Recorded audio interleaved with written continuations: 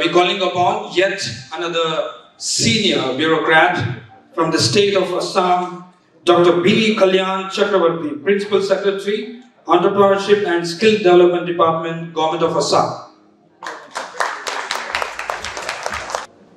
To the program chair, distinguished guests on the dais, Subhash Das sir, and distinguished guests in the audience.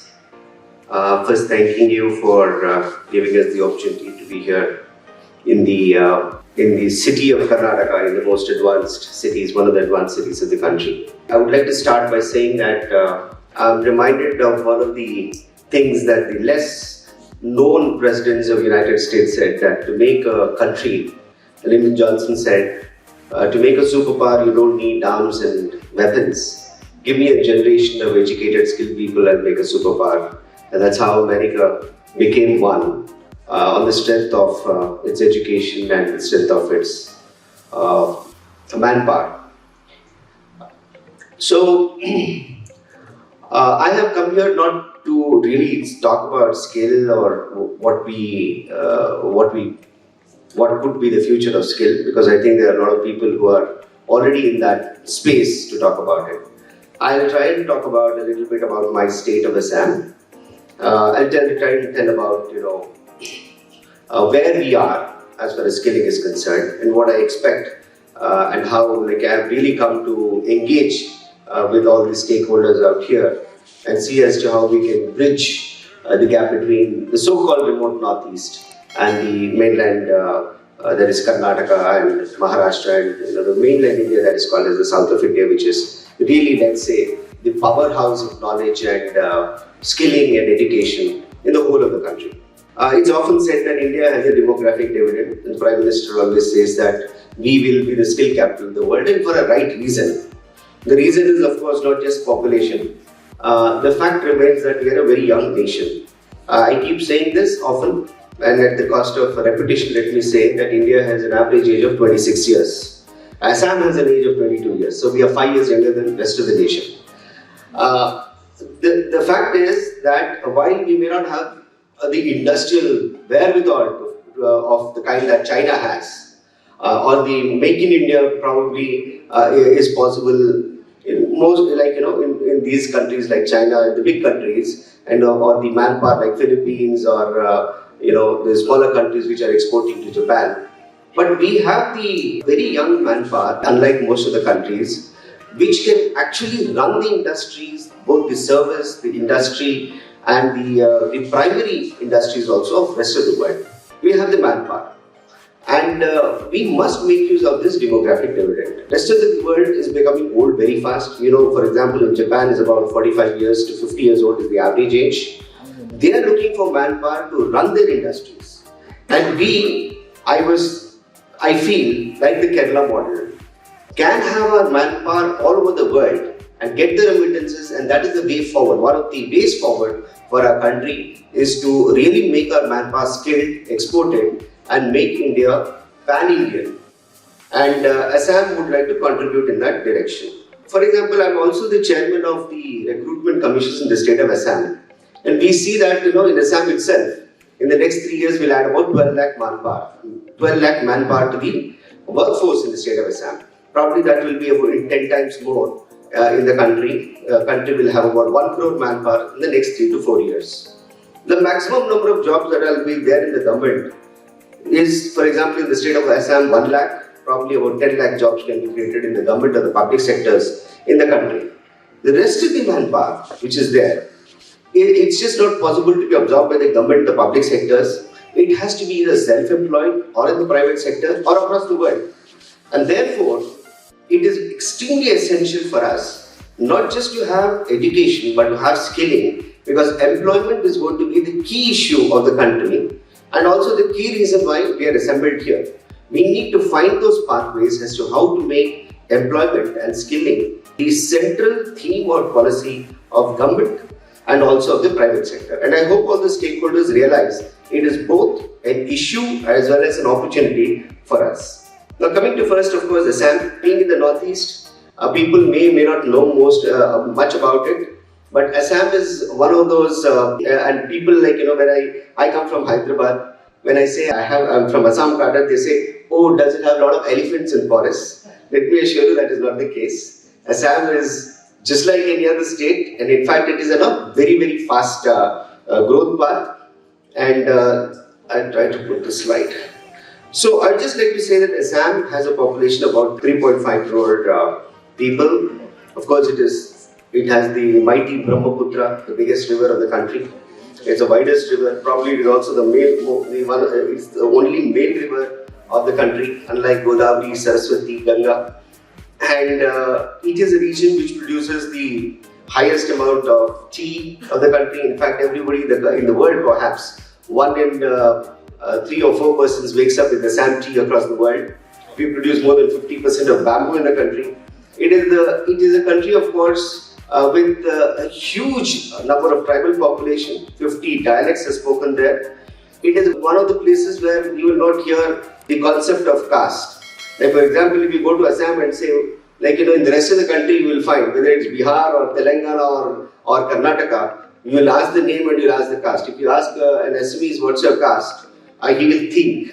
You say, what is it? So, it is a region which is very harmonious. It is a region where women are very forward-looking, and it is a region, it is a place where the youth are educated, welcoming, and for the corporate sector, let me see, which is seeing a lot of attrition, it is a region where the youth are very loyal.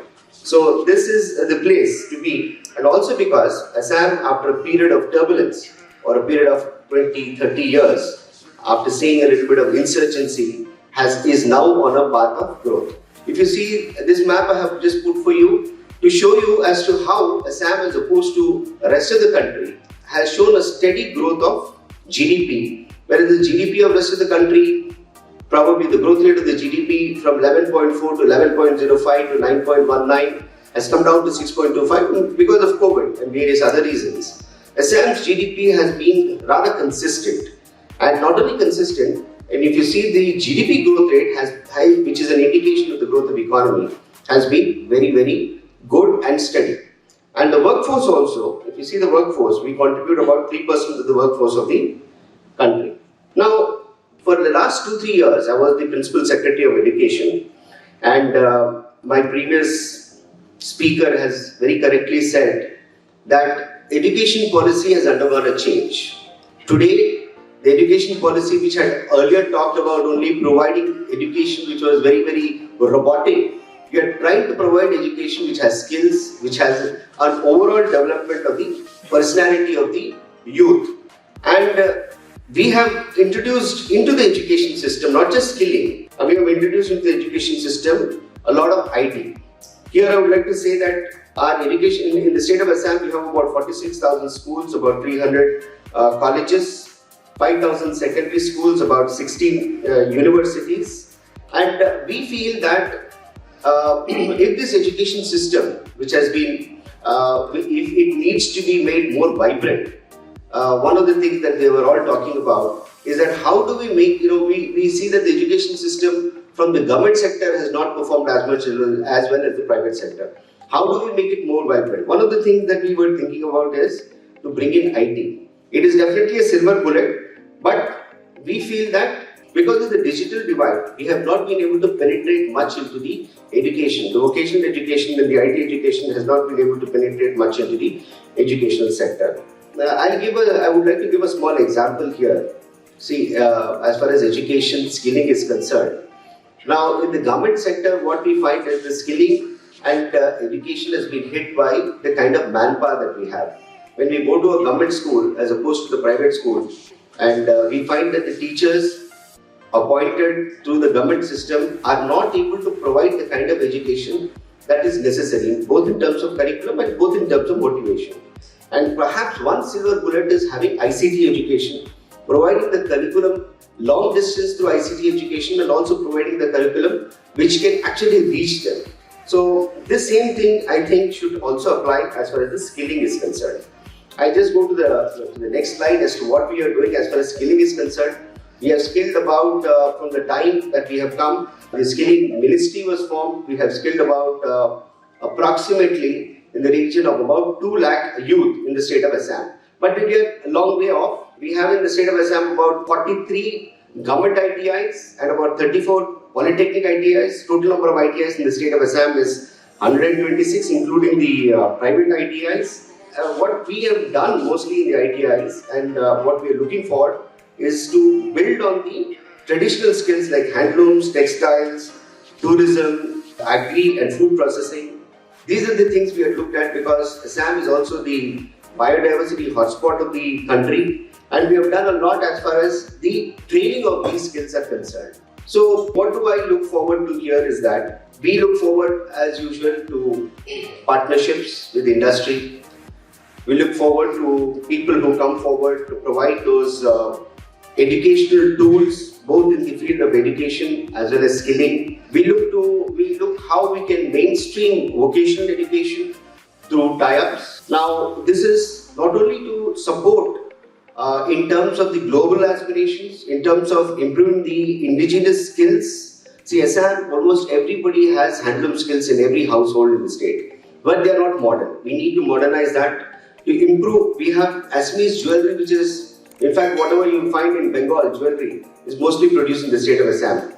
We can improve those skilling as far as the indigenous skills of jewelry is concerned, bamboo making is concerned, handlooms are concerned. So that is one silo that we can look at. We look at the global aspirations in terms of IT. We look at technology interventions both in terms of administration as well as skilling. This is what we are looking for as far as we are concerned. So this probably slide will sum up as to what I am hoping for those who would be interested. And as my previous speakers have said, one is of course the hard skills, like learning of these skills from the 38 sector councils or spread across from handloom, textiles to IT to electronics, etc. These are things that can be imparted. We can improve the administration through IT. We can improve the skilling through long distance ICT kind of programs. We can tie up, have an MOU between industries and each of these of the ITIs or each of the polytechnics that we have in the state of Assam. We could bring in more amount of partners to the colleges, etc., so that the youth of Assam can get that opportunity and also be of use to the industry and for placement both within India and outside India. All that is a possibility because Assam is growing and is looking for opportunities. Today, one of my colleagues was saying that there is a lot of saturation in the southern states, but Assam is now opening up, and it's also the gateway not just to the northeastern states, it's a gateway to the southeast of Asia. Like you see from Assam, there is roadways being built to Vietnam, Cambodia, Thailand and to Burma. It is one of the states which is surrounded by all the Southeast Asian countries and it has a natural way. So 10 years from now you will see that Assam is the gateway, and so we would like to see most of the industries come and develop the skill capital of Assam. So we have a vision that we make Assam's youth who are having these cultural traits, who are culturally vibrant and who are not, let's say, contaminated by the baggage that is there in most of mainland India.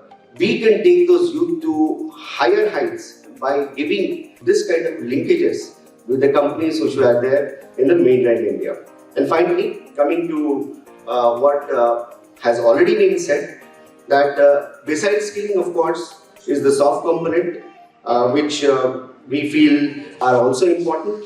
I think McKinsey called it the delta or the distinct elements of talent that are necessary in every individual to be successful. So McKinsey has very beautifully brought out in their study that there are 56 elements, soft elements, for any individual to be successful. They are divided into 4 quadrants. One is, of course, dealing with the self in terms of awareness, development of personality and all those things. Second is in development of the way in which a person will have an interpersonal relations. How do you work in groups? How do you work with each other? Third is, of course, in terms of cognition, which both the person from Coursera and the others were talking about in terms of critical thinking, analytical ability, and finally, of course, the digital skills. The 4 quadrants, which make up the 56 so-called soft skills, along with the hard skills that we talked about, either indigenous or aspirational, would perhaps totally make up the skill space that we have and which we need to promote. I have come here only to say that Assam has the best of youth. It is the gateway to the Northeast.